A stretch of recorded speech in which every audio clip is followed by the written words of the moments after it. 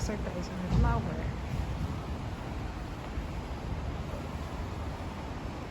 Ayan.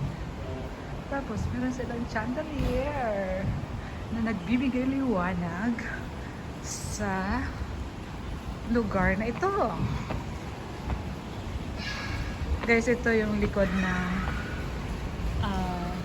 The Hermitage.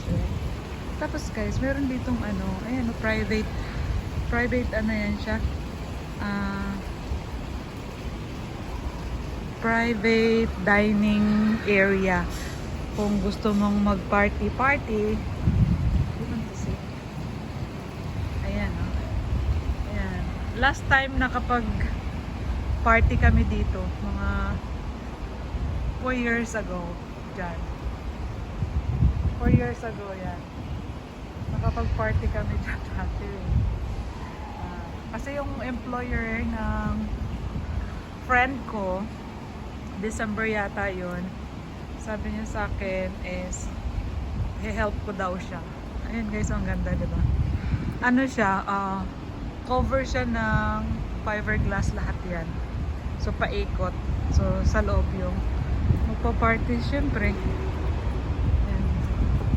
Sinama ako ng friend ko para sama sa kanyang mag-serve, ganyan.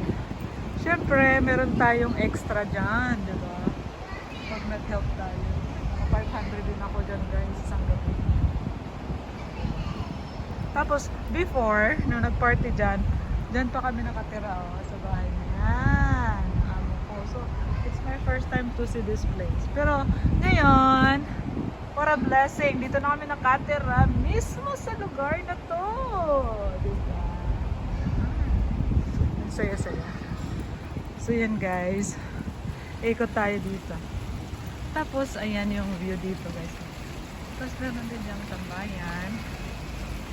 Gusto nyo magtambayan.